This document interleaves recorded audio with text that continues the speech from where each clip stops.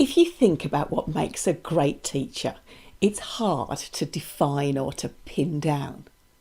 It might be someone who is kind or funny or knowledgeable or caring. All of these things add up to having a great rapport with your class. I'm Jo Gakonga from elttraining.com, and in this video I'm going to look at how you can build that rapport to make your lessons more memorable and more enjoyable for you and your learners. Teaching is a lot about people skills, I think. You obviously have to know your subject, but a lot of what it's about is connecting with people and engaging them. If you can do this, you can motivate and maybe even inspire them. Remember that nobody can learn if they're asleep. So here are my top 5 tips for building rapport with your learners. Are you sitting comfortably? Let's begin.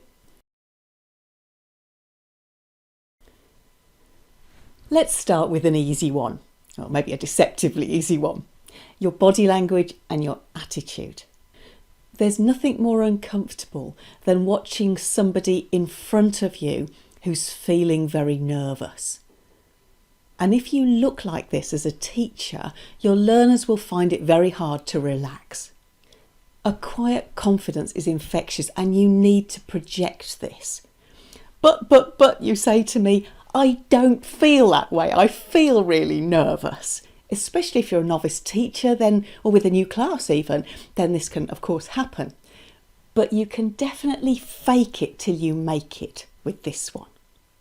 So, shoulders back, a nice open body stance, no folded arms. Take a deep breath, smile and look them in the eyes. Eye contact is really important, especially online I think, so make sure you're looking in the camera. You can practice this in front of a mirror or record yourself, video record yourself and watch yourself back and then try it again. You might feel like you've got butterflies inside, but your learners don't need to know this.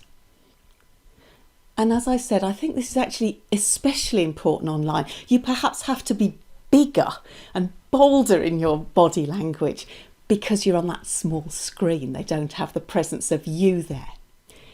The other thing is, although you don't have to be all singing or dancing, language learning is a long road and it can be boring at times.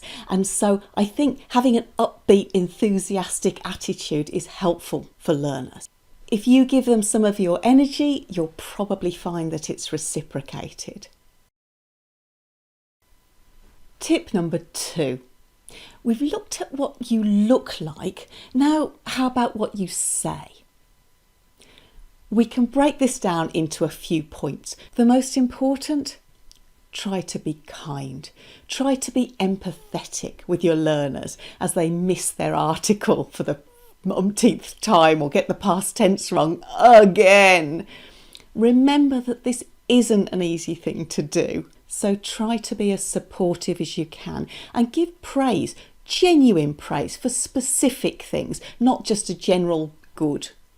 Another thing to be careful of in this area is beware of trying to be funny using puns or sarcasm, especially at lower levels. Remember that their language is limited and if they don't understand, it's not funny. And finally, on the topic of talk, make sure that you don't hog the talk. You don't always have to be in the spotlight. Learners will be more engaged and they'll be happier in your class and therefore you'll get a better rapport if they're doing something themselves. And this is better for their language development too, so win-win. Tip number 3 is to think about your learners. You need to like them if you want them to like you. And this has to be genuine. Fakery shows very easily, I think. At the most basic, learn their names quickly and use them. This is probably a bit easier online because the names will be there under their pictures on the screen. But make sure you can pronounce them correctly. Get to know something about them. Use personalised topics in class or ask them questions about their lives. obviously within the realms of reasonable privacy concerns. You don't want to seem to be intrusive. But ask them about what they're going to do next weekend or what they did last weekend, and remember and ask them follow-up questions when you see them again. Oh, Paolo, how was your mother's visit last weekend, for example? Find out about what they're interested in, particular music or activities or places that they like or want to go to. Find out about what they want to talk about and devise a lesson around that sometimes. Finally, listen to the answers that they give you in class and respond to them, not just for the grammatical accuracy or the quality of their lexis, but actually on what they say, the content of it.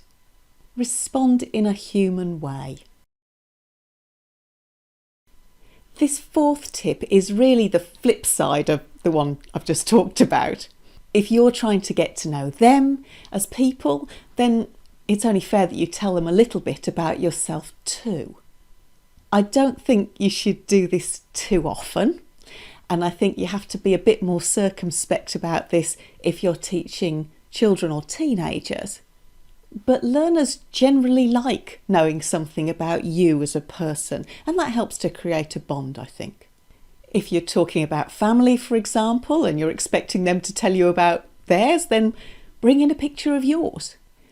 Or if you have an interesting hobby or a particular interest, then this can be great fodder for lesson material. Last and definitely not least, my final tip is the one that I think is probably most important. However much they like you as a person, the novelty will soon wear off if they find they're not learning very much. Learners tend to warm to teachers who they see as competent and professional and well prepared. So make sure that you've crafted a great lesson for them with sound and appropriate aims for those particular learners. Make sure you've thought about the kind of problems that they're going to have so that you can overcome them before you've even gone into class. Consider how you'll keep their attention and engage them with a variety of activities and plenty of interaction. Make sure that your materials and your slides are clear and attractive. As with most things in life, the more you put in, the more you're going to get out. So there you have it, my top tips for generating a great rapport with your class. I hope that you found this helpful.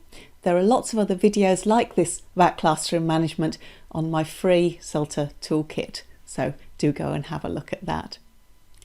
Thanks very much for watching. Bye bye.